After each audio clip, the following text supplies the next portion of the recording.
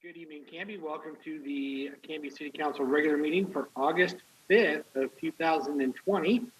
I would say stand for the Pledge of Allegiance, but we don't have any flags on Zoom here right now. But thank you for joining us. We had a work session earlier this evening.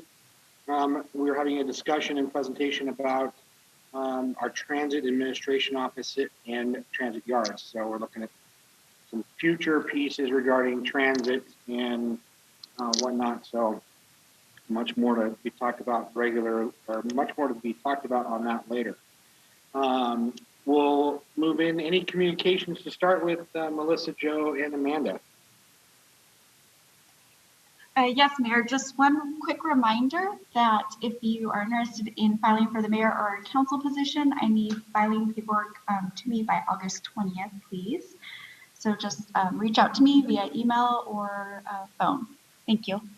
Great. Thank you for that. Next on the agenda is citizen input and community announcements.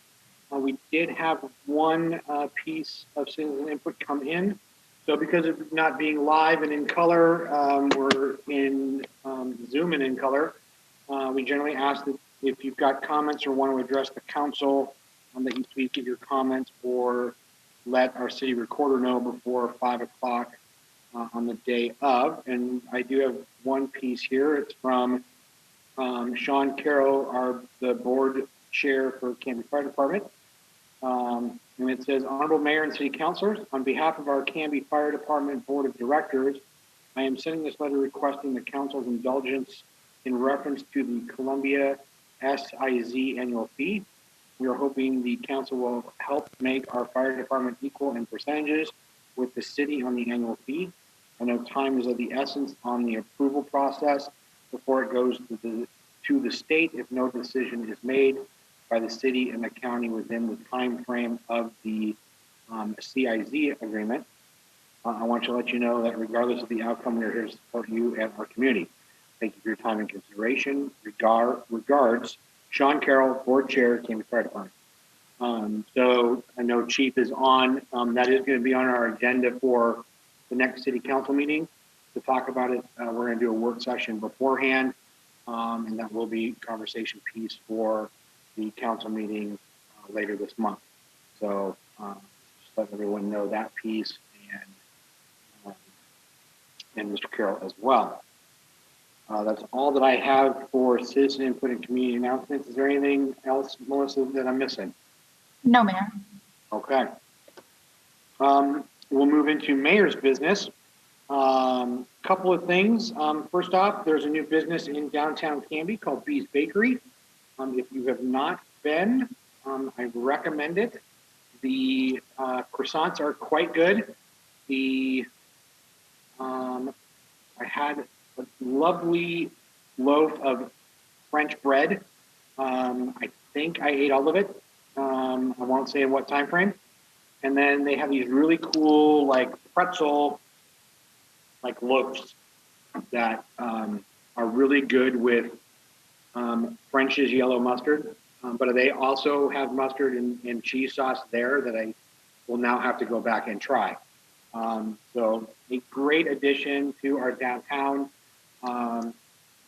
Councilor Parker and I were talking the other night, and just the energy now that's kind of what we're seeing in our downtown is really great. And so just another piece to the downtown puzzle being added. Parks, we had a Parks Committee meeting last week. It is some changes, some new members on the Parks Committee, new chair. So there's lots of tremendous amount of energy and excitement going on.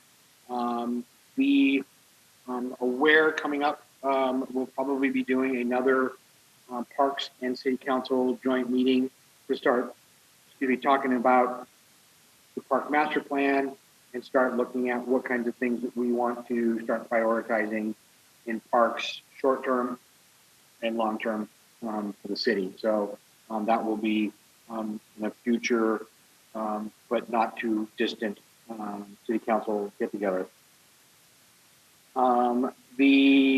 Tonight we did a ribbon cutting at Waite Park. So the city and Direct Link have partnered up to create a Wi-Fi atmosphere in 3 of our city parks. So Wade Park, Locust Street Park, and Legacy Park. And so today we officially cut the ribbon on that, and they are live there with internet access and Wi-Fi there in those parks to start with. Those, not a huge turnout, but it's still exciting nonetheless. I really want to thank Direct Link for, again, let's jump in the Wayback Machine, and they were Canby Telecom, and I believe Amanda Paul said today 116 years of being a partner here in Canby, and it's been a tremendous partnership, and I think this adds to the enhancement of our livability. I think it opens up doors here when we're talking about school coming back up and people needing to maybe do a quick download of material and then head back home if they don't have Wi-Fi access. And I think if you're going to be a gigabit city, you and a forerunner in connectivity the way that Direct Link has been, I think this is a great piece to that. And I want to thank Councilor Parker as well, because I know that was something that he's been championing for quite some time as well. So thank you, Greg, for continuing to kind of keep that stoking those fires. So yeah, it's definitely, thanks, Tim, for the applause. Yeah, so thank you. Couple of more heady topics. If you can bring up, Melissa, the R1 Act, the first piece, the letter that I sent to you.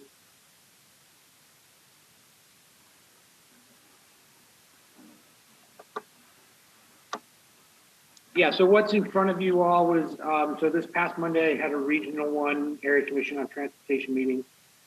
And so I've been working with a couple of the commissioners as well as county staff, and basically presented this letter for the Area Commission on Transportation to consider sending on to the Oregon Transportation Commission.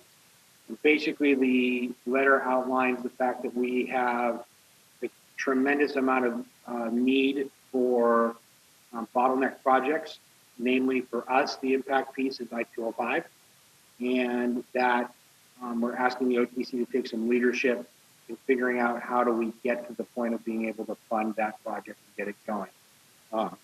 As one of the if you've been following the Rose Quarter project, we are now finding that that is now pushing an additional $300, $400 million over initial cost estimates already.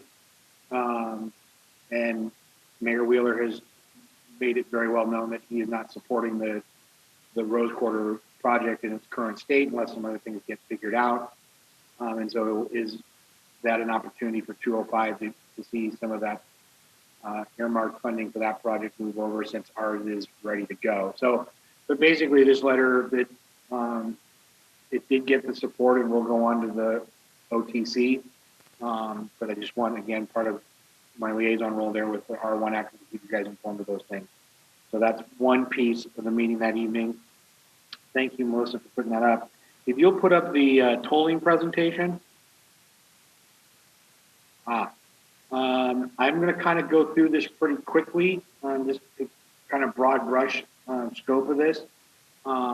If you've got questions, we can do that. Go ahead, Melissa. So, so project update. So yeah, so this thing is definitely steamrolling along. They've got a equity and mobility advisory committee that's been meeting already and moving things along. And they're starting to get data points and look at things and what tolling would look like. Go ahead. Yeah, so the Equity and Mobility Advisory Committee, so they're looking just literally at those items. And so they've done a couple of, they've done a listening session, they've done a meeting, there's a couple of other meetings coming up late here in the fall as we start moving forward with that project. Next slide. So here's what's happened. You can see what the amount of conversation that's been happening A lot of it is at metro level and various parts of Clackamas County. Next slide. Next slide.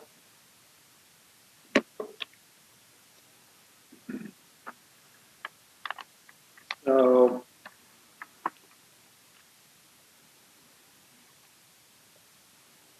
my notes pages here. So what we've learned about or heard about tolls over the last 3 years, if you look bullet point number 5 there, transit service, a big concern for us in Clackamas County is transit service along I-205 is not robust. I underline this because I thought it was interesting. It is not robust enough to afford residents of Northwest Clackamas County another travel option as an alternative to driving.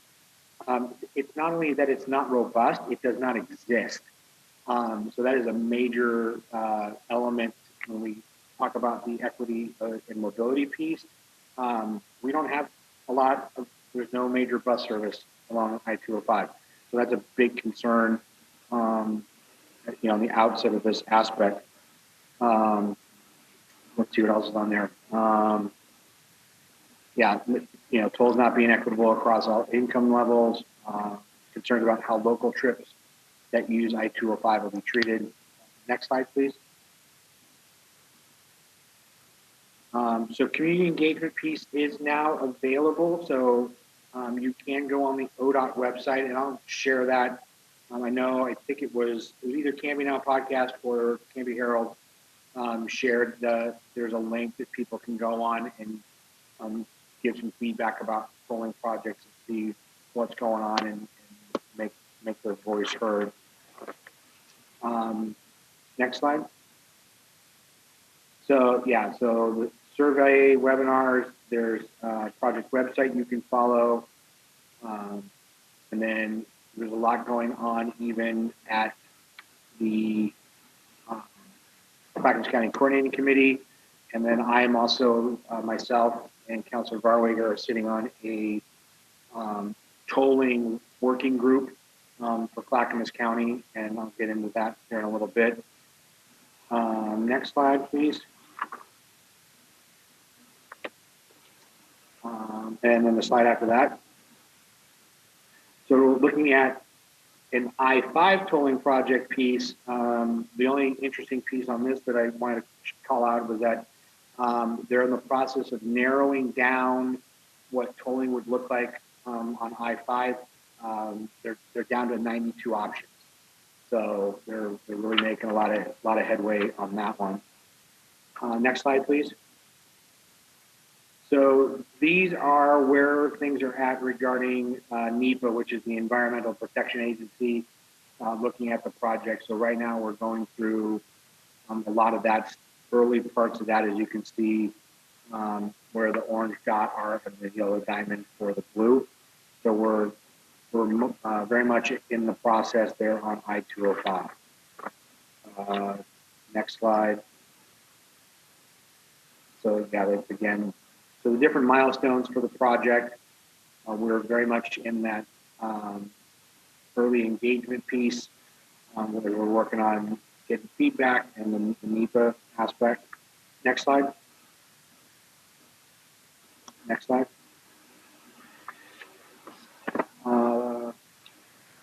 Purpose. So purpose and need statement. So basically it's a concise statement of the transportation problem and challenge that needs to be addressed.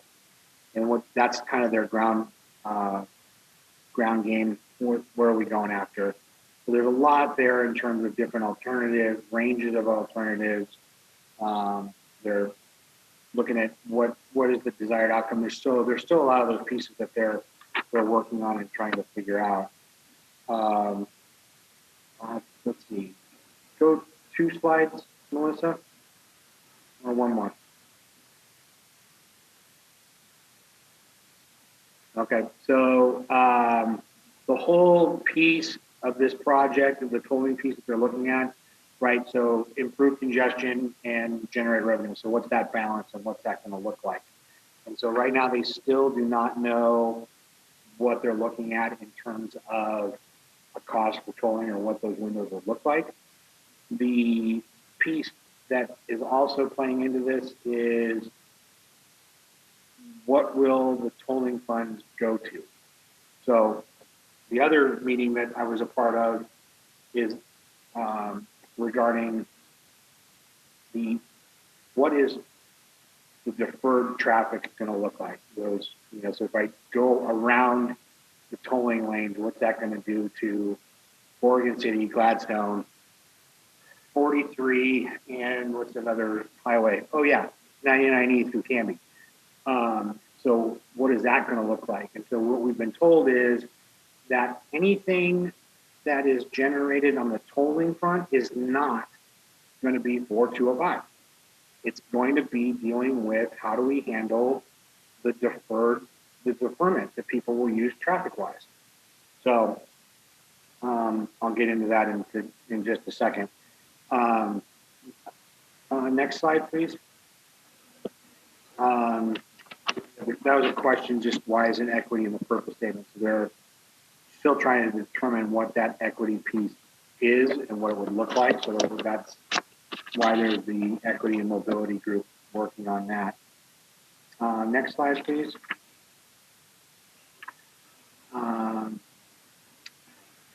Yeah, just some statistical information. Again, like, Portland region is expected to grow. We know that.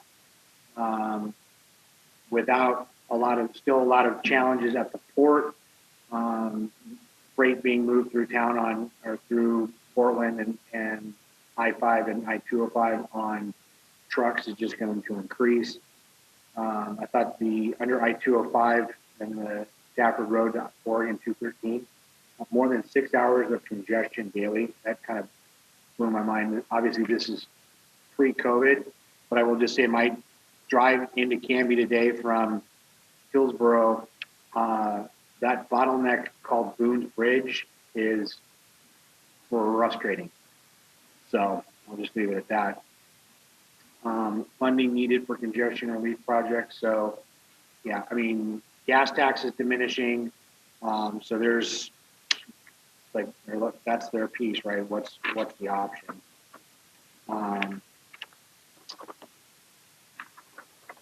So let's go, Melissa, do you want to skip about 5 slides to the toll on Abernathy Bridge one?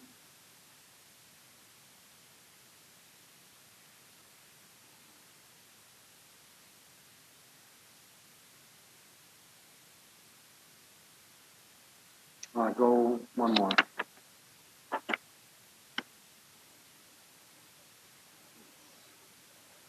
It should be the picture of the map of where the tolling gates are going to be. Here we go. Okay, so this is the first concept that they're looking at. So as you can see, to your right of your screen there on the Abernathy Bridge, that gold area. So that blue gate right there, that is the toll gantry location. So that's one proposal that's out there. So it would be strictly improving the Abernathy Bridge and then tolling just the bridge. You want to go to the next slide, please? Option 2 is you have 3 gantry locations. So a little bit further north on 205, right there at the bridge, and then just past. So you're basically capturing all traffic in and around, getting on 205 right there in Oregon City. Next one. So option 3 is you're tolling Abernathy, and then that stretch all the way there by Stafford would be the next gate. So you will be tolled on both sides. So there's that one. Next one. So again, much more. So there's different placements, so additional locations, and then finally, so 4 is segment based, right? So you're only being tolled through those areas. So there's the segment piece, tolling just the bridge, and then being able to toll in multiple spots. And then the last one, next one, Melissa. So the single zone toll would be just tolling the entire stretch. So as you can see, there's a couple of different pieces that are being looked at.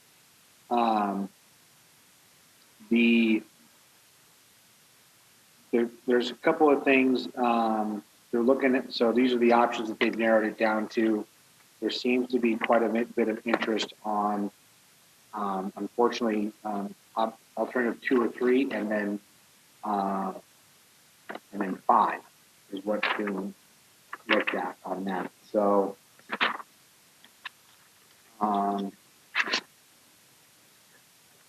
really kind of the crux of that piece that I just wanted to share with all of you and the community, just kind of let you know what's going on that. So knowing that there's that piece, thank you, Melissa, I appreciate that.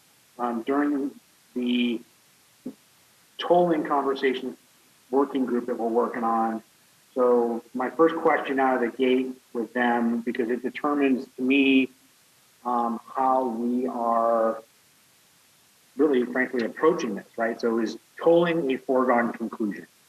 Are we still at the point where we're not sure whether or not we're going to do it? We're still negotiating that piece of it. Or is it we're doing it, so now our job is to make it just suck a lot less? And so I posed that question because I haven't heard that yet. I've already been, it was starting where tolling was going to pay for the I-205 expansion. Well, now they've talked about changing it to only funding the deferred travel routes. So the one piece that I'll try to find for the next meeting to bring to all of you is what they're looking at is what's going to happen when you toll. Where are the cars going to go? And I've always said that traffic is like water; it finds the path of least resistance. So if you've been on 205 from 4 o'clock to 6:30 pre-COVID, you're finding ways to get off of there and get yourself home. You add tolling to it, and depending on what the price point is, you're going to get off 205 and try to find another way. So, for me, I was coming from Sandy when I was working out in Sandy and coming home. The back road way is a little bit longer, but I'm constantly moving, and it might take me 15 minutes longer, but I'm constantly moving. So the piece that is relevant to us is that the conversation that they're looking at is obviously 99E. They've got that as one of their key areas that's going to be impacted with tolling. And so what they failed to do, which I pointed out to them, was that they need to look at all those other roads around Oregon City, not just 99. So if you've ever, you've been on that 99E alternate route when there's an accident, well, that's going to become a major thoroughfare. People are going to find their way around it. So there's a lot of those other South End Road that'll become even more congested, and that wasn't an area that they had identified as being an impacted area. So I pushed back on them in terms of, okay, why are we not addressing those things? It's not just going to be 99, because you're gonna squeeze one end and you're going to create a problem at the other, and then people are going to try to find another way around it. So, that's what's going on in the world of the tolling fund. The only piece that is out there is that it has to be approved at the federal level, because tolling, as I understand it from our initial conversations, that tolling on federal highways cannot be done unless you get federal approval, or it's ideally set for new roads. So if you build a new highway, you can toll that new highway. You can't toll an existing highway. And then it became, well, what if you add an expansion lane? Well, if you've ever been in Seattle or Southern California, where they've got the high occupancy lanes, they toll those because those are new expansion. And so they're still threading a fine line in terms of what can be done regarding tolling. So there's still tons more to go on that conversation piece, but I wanted you all to know that that is what is going on. So, comments, questions on that? Yes, Sarah. Thanks, Mr. Mayor. It seems to me that this conversation has been going on for quite some time, and it moves at a glacial pace, as much of government does. Do you anticipate any timeline at this point for them to make a decision or seek federal approval, or to have some sort of recommendation of those options, or no tolling at all, for people that have been following this conversation for what feels like years? Is there any light at the end of the tunnel for at least a decision point? So that I will tell you that the decision is in the minds of ODOT and potentially the Oregon Transportation Commission, that tolling is the route that they want to go. So that's at least on the Oregon front. And I think what they're doing now is figuring out all the pieces that need to go in to fill in that puzzle, so that they can then take it, if they have to go federal, they have all those pieces and they can present it. I do know that Representative DeFazio is on the Federal Transportation Board and is not a fan of tolling on existing highways. And he is not, last I had heard, he's not in favor of this at all. So I don't know what that means. This is just a whole lot of spinning our wheels to just get to know. I don't know. Again, one of the other conversations we had that evening was about the STIP, the State Transportation Improvement Project list. So that list is being created again. That conversation is coming back up on what projects we're going to fund. And so, for example,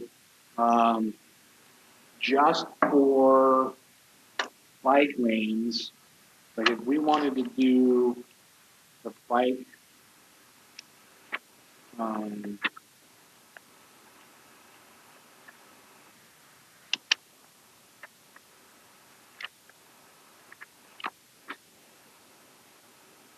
public, like to do the full statewide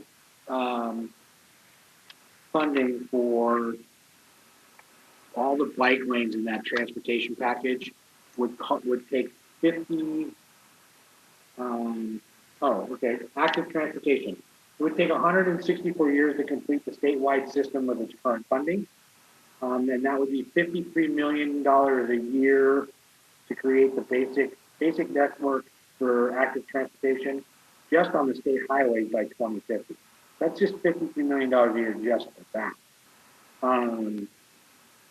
Safe routes to school competitive grant program applications for projects, the last STIP funding were 5 times the available amount. So their basic piece is that it's the money is not there for the wish list. Our bridges at our current rate would take us 900 years for replacement of all the bridges in Oregon that need to be fixed.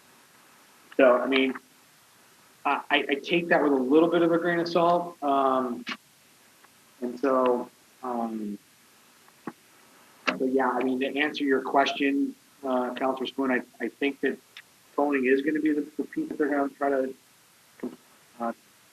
do a lot of this with. How quickly how will we get to that yes answer? I don't know. Like it's hard to, I'm not for tolling the existing highways. If you want to build a new highway that connects Portland to Bend and go on from there and charge $5 a car, then that's the people's choice, right? I look at what they're looking at there in options 2, 3, and 5. That's going to be pricey for a lot of families, and that's a major concern. And then finally, the impact to 99. and they're saying that that stretch of 99 that's going to be impacted is going to be from 205 and impact all the way down to Woodbury, and so, yeah, it's if they go back and look at the timeline, I think their goal is to have answers here within the next 2 to 3 years. So, yeah. Any other comments? I'm not seeing any. That's kind of, yeah, so that's been my last couple of weeks. Studying up on all that, so as I learn more, I will bring more. So thank you for indulging me on that presentation. I appreciate it. We'll go into councilor comments and liaison reports, and we will start with Councilor Stone. Thank you, Mr. Mayor. I have been traveling, so I haven't been around for much the last couple of weeks, but I did want to point out, hold on, I just had it. Bridging Cultures has been doing some pretty exciting work, including that they're hiring let me get the name of the position correct. They're hiring some like field outreach for COVID. So someone that is dual language, that speaks Spanish and English, that can do some outreach, some COVID outreach to our Spanish speaking population. So that position, it's a field navigator, that's what they're calling it. That position is available if you go to their Facebook page. There's some information if you're bilingual and that's of interest to you. And also they, I believe, are still accepting applications. They were as, a couple of weeks ago for financial aid. They've had some money come into the community. So if you are, if you meet the qualifications, again, they have a link to the qualifications on their Facebook page. There's some financial aid right now for people that are impacted by COVID. And also some assistance for navigating unemployment if you are a Spanish speaker. So they're doing a lot of good work given the current situation right now, and that's available to people. If you meet the requirements, go to their Facebook page to find all of that out. And I just wanted to second everything you've said about all the energy downtown. It's been fantastic, and I know Mary's added a lot of outdoor seating for businesses that aren't even in her building, and I sure appreciate that. And Bees, everything I've had there is amazing. So in fact, I was devastated that they were closed yesterday and today because I really would like some focaccia bread. So I'll be back there tomorrow. Great, thank you. Councilor Barwick. I have nothing tonight. Okay, thank you, sir. Councilor Parker. Hi there.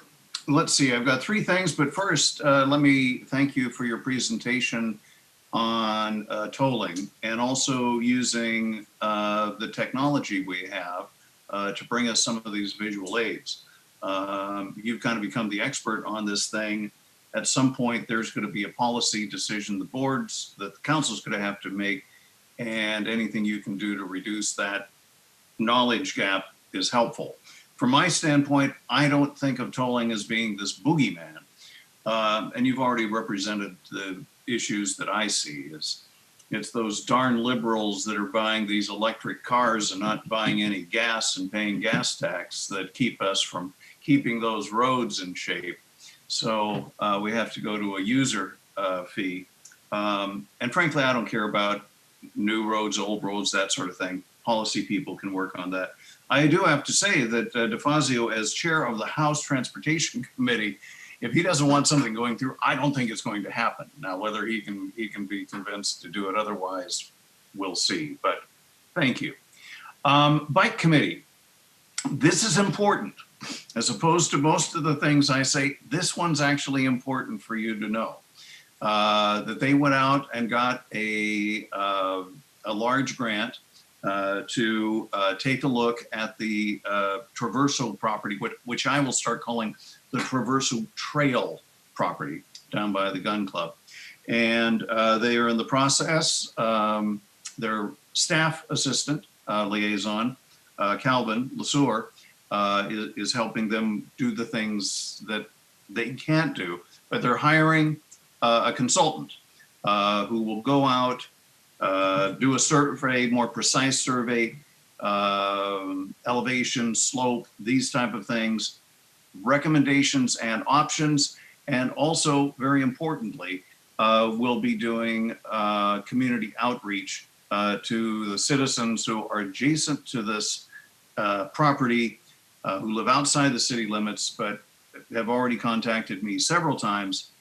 And I think I can sum up their arguments by saying, no, we don't want anything to change out there. But so as this progresses, it is possible that the four property owners may sense that something bigger is happening right now. It's not. But if you have questions, get a hold of me, and I'll take the flack on that one. The Historic Landmark Commission continues to knock it out of the park in terms of grants. They've got one to help further restore some of the older memorials at Zion Cemetery, and they will be holding, as soon as they figure out the COVID thing, holding another volunteer effort to clean.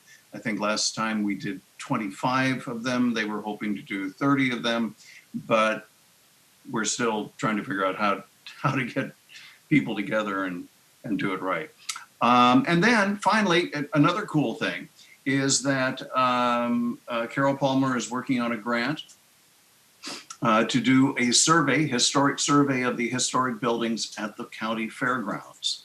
I know a lot of us tend to look at those buildings and saying they're just old and cruddy and need to be torn down, but some of them actually are historic. And so she is confident she will be able to get a $5,000 grant to hire a professional to come in and do the historic work for that. Oh, and one final thing, and I think this is so exciting, that the last grant that we just got approved for additional work on restoring Zion was done by someone on the Historic Landmark Commission that Carol trained. And this is something that I've really been pushing, is that some of us are not going to be around here much longer, and we need to develop leadership and leadership skills. And one of the most valuable out there in the community is grant writing. So we're not always going to have Carol available to knock out all these grants, and she is now trained an additional person on a city board and commission to do those grants.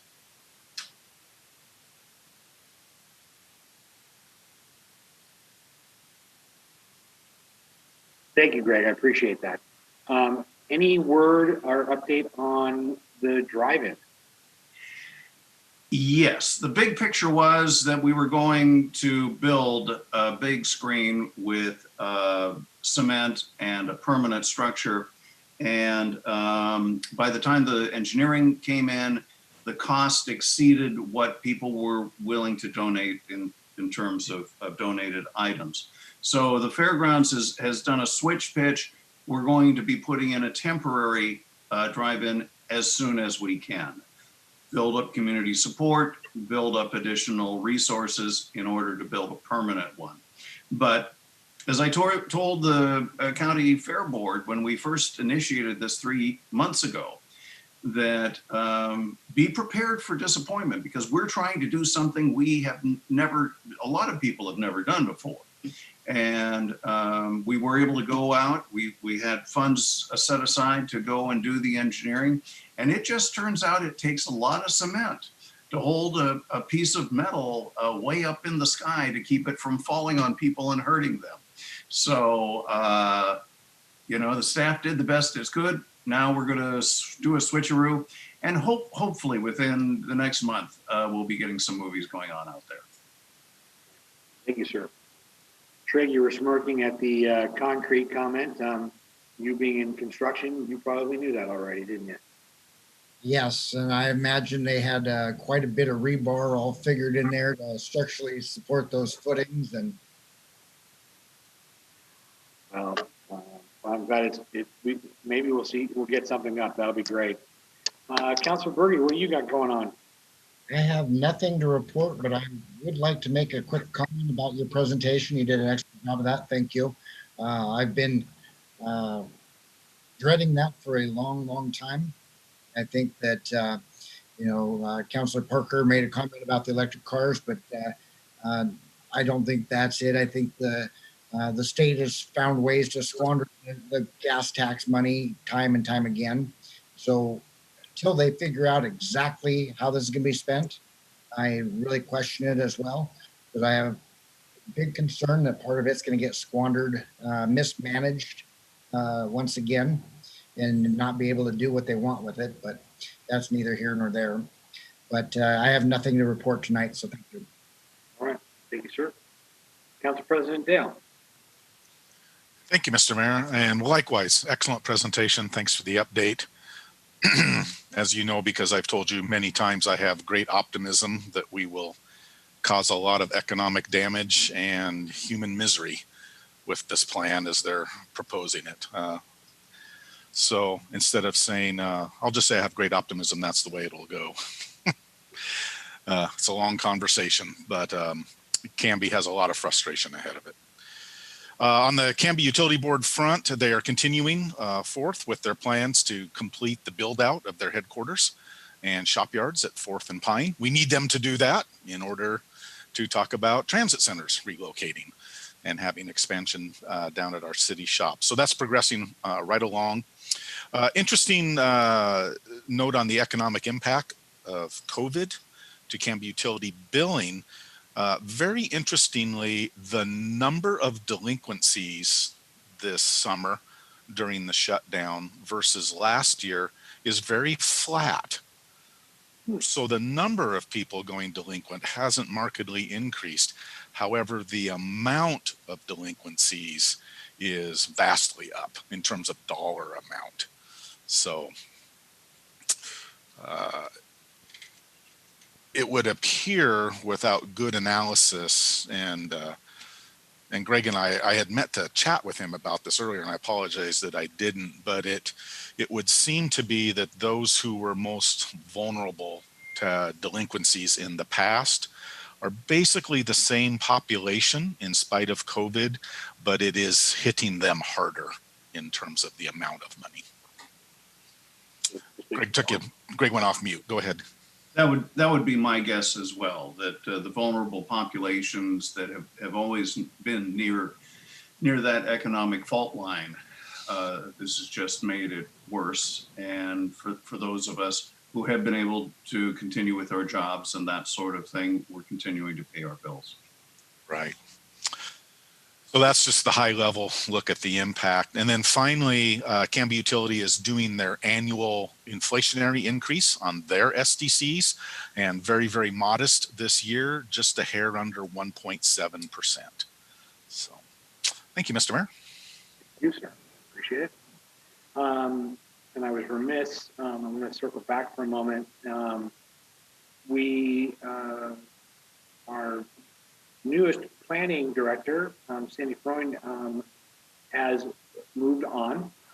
She had an opportunity to move back to be closer to family out of state, and so she quickly jumped on that opportunity and has done so. So her last day was on Monday, so we are in the search of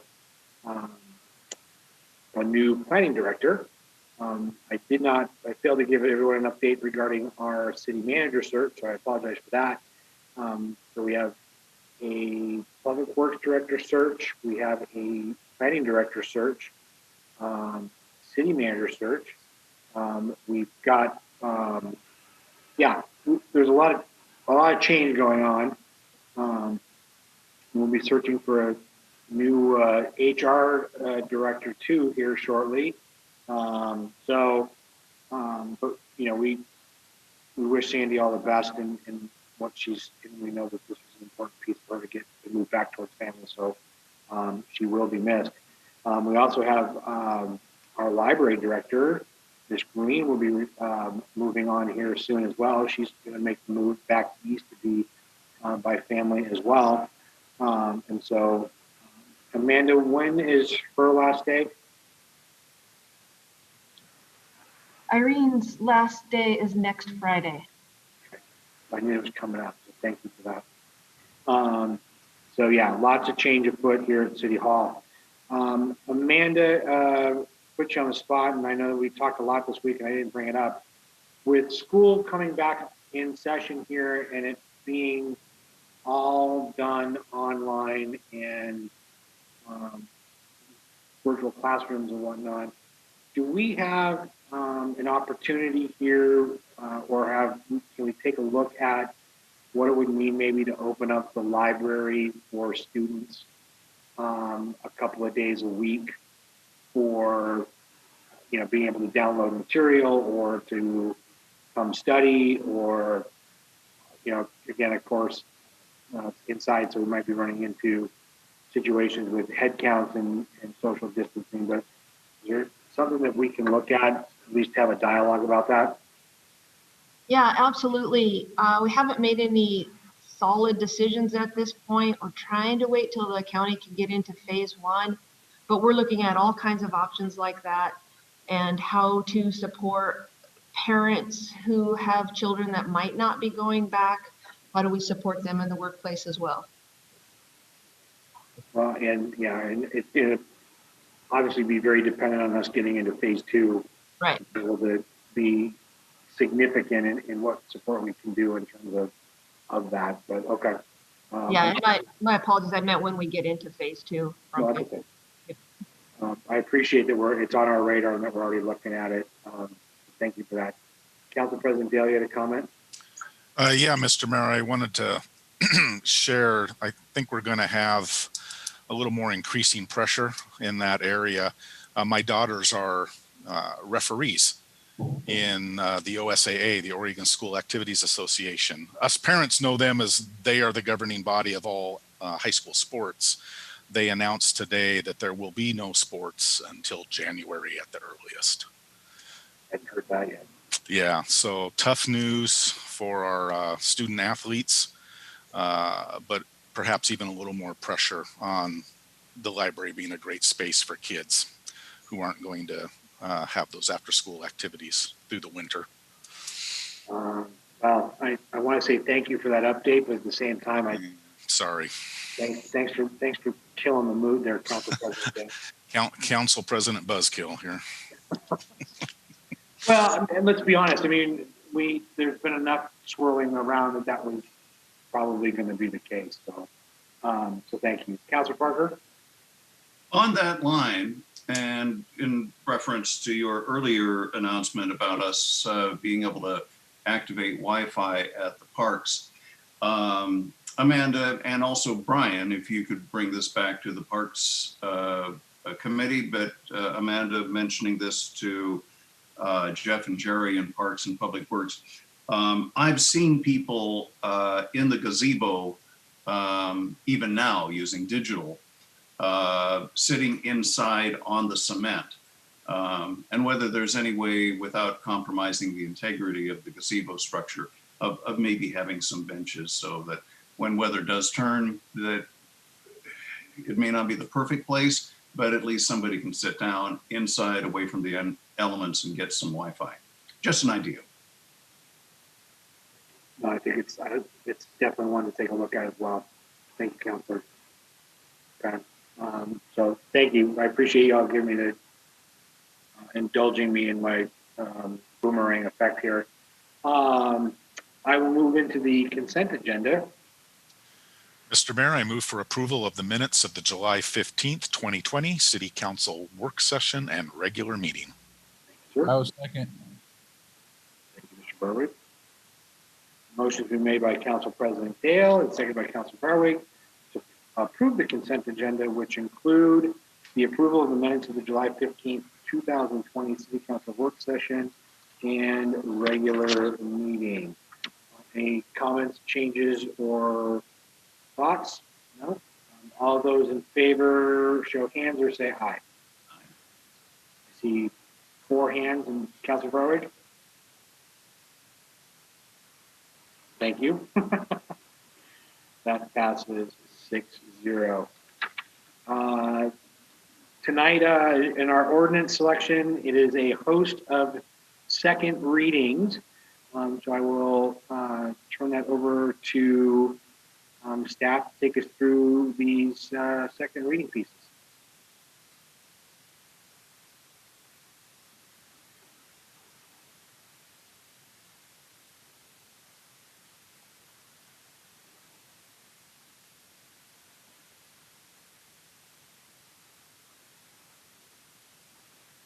Joe, Amanda?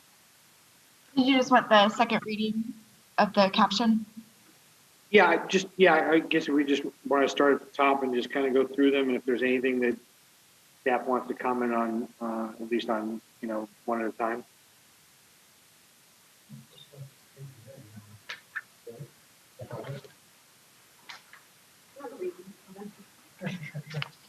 Hello, this is Joe Lindsay. Under ordinances, the first one you have up is ordinance number 1530. It's an ordinance authorizing the mayor and interim city administrator to execute a contract with Kern McLeod Consulting Engineers for engineering services to complete improvements on the North Locust Street reconstruction. And that does have an emergency clause in it. I can't remember if that got removed, frankly, the last reading or not. I believe we're trying to get quickly to that for the health and welfare of the citizenry, because the engineer costs come before the actual project there on North Locust Street reconstruction. Great. Any questions or follow-up on this particular topic for city staff at all? Okay, not seeing any. I'll take a motion.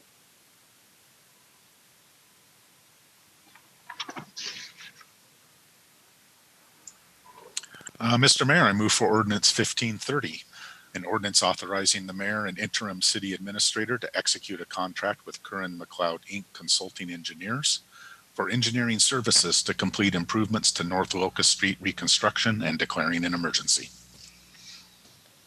Great, thank you. A second. Thank you, Councilor Spoon. So motion's been made by Council President Dale and seconded by Councilor Spoon to approve ordinance number 1530, an ordinance authorizing the mayor and interim city administrator to execute a contract with Kern McLeod Inc. Consulting Engineers for engineering services to complete improvements on North Locust Street reconstruction and declaring an emergency. All those in favor? Oh, Your Honor, it's a roll call vote. Dang it, I even wrote it down as such. Roll call vote, please. Councilor Berby? Aye. Council President Dale? Aye. Councilor Parker? Aye. Councilor Spoon? Aye. Councilor Barwig? Aye. All right, now that motion passes 5-0. Okay, next up you have a couple of very similar ordinances. They do slightly different things for direct link. Ordinance 1531 is that ordinance granting the non-exclusive franchise for the telephone, while the ordinance number 1532, and I guess we could take them separately, but I can talk about them both at the same time. That grants the non-exclusive franchise for the cable television portion of the work that they do for folks. And these are extensions of franchises that have been around for a long time. They're non-exclusive because we do have other telecommunications companies operating in town using our right-of-way for their various cables and such to bring everybody the information that they bring, whether it's telephone or cable. And these are extensions. We've been going towards extending out more now. So these are extended out the same as we've given other franchisees in this telecommunications arena to 10 years. And like we explained last time for the viewing audience, these are now going for 5% of their gross revenues. The statutory maximum was 7, and we always had them at 7. And then there's been recent case law that's come out mostly around the 5G rollout, that there's the opinion of the FCC that 5% is about the most you can ever charge without it being too onerous of an overhead for these companies. So we've decided to treat everybody with a level playing field like we have to. And so they're 5%, but both franchises are for direct link, and one is just for their telephone and the other is for their cable. Thank you, Joe. And these will be for roll call votes again. Mr. Mayor, I move to adopt ordinance 1531, an ordinance granting a non-exclusive franchise to Canby Telephone Association, Direct Link, to provide telecommunication services within the city of Canby and establishing an effective date. Doing that, I appreciate it. Your second, Second. Dale. It has been moved by Councilor Spoon and seconded by Council President Dale to approve ordinance number 1531, an ordinance granting a non-exclusive franchise to Canby Telephone Association, Direct Link, to provide telecommunication services within the city of Canby and establishing an effective date. Any other questions or comments? Okay, roll call vote. Councilor Berge, Aye. Council President Dale, Aye. Councilor Parker, Yes. Councilor Spoon, Aye. Councilor Barwick. Aye. That motion carries 5-0. Want to jump on and make a motion for item C.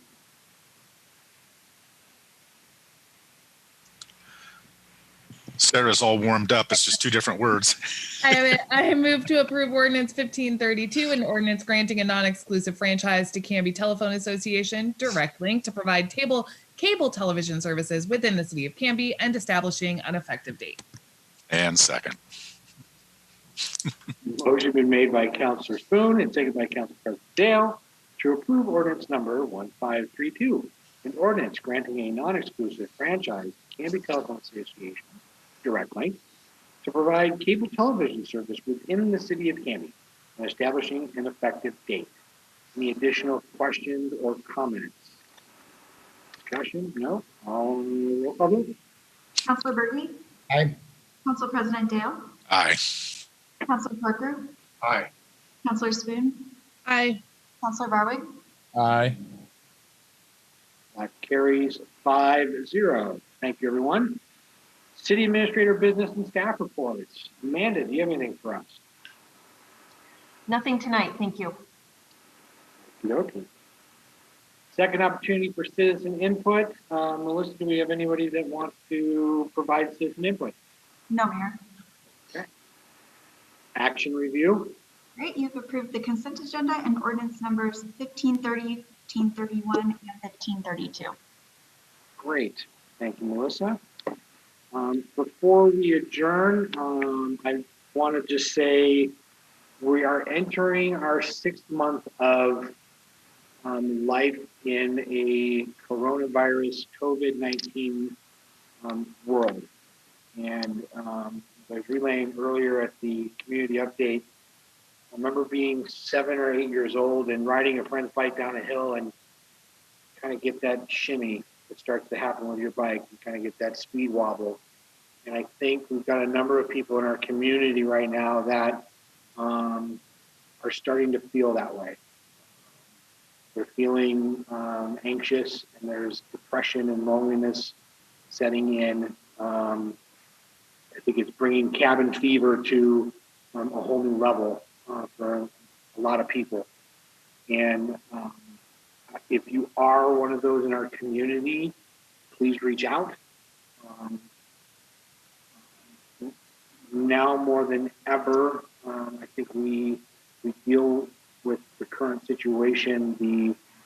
The need for human interaction is so greatly needed, and finding a way to do that with family and friends, 6 feet apart, amazing what, a fist bump, or we do elbow high fives at work, can do for, someone's state of mind. If you've got neighbors that you haven't seen in a while, knock on their door, check on them. It's a tough time. So Canby is strong. It's one of those things for this community that has always impressed me so very much in the time that I've lived here, how resilient and strong we are as a community. We are that way because of the many of us that pull together to make Canby what it is. So please, lean on each other, talk to each other, make a phone call, and try to add some human connection to someone that's nearby and close to you. So I would just leave it at that. So Candy, I thank you for tuning in if you did, or watching this later on our wonderful YouTube channel, because you OD'd on Netflix and there's nothing else to watch. So I appreciate you all, counselors, for the work that you're doing and staying positive. It takes a lot of effort to do that. City staff, thank you. I know that with things in the last week, the workload has gotten even more immense, and there's a lot going on.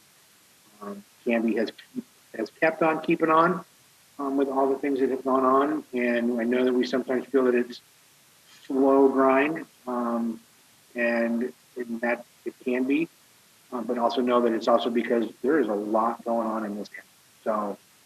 So, city staff, thank you. I appreciate you all very, very much. Have a great evening, and Candy, we will be back in 2 weeks. I'll take a motion to adjourn. I move to adjourn. Thank you, Councilor Barway. Is there a second? Thank you, Councilor Berge. All those in favor? Aye. Aye. All right. That is duly noted. We are adjourned. Canby, good night. See you in 2 weeks.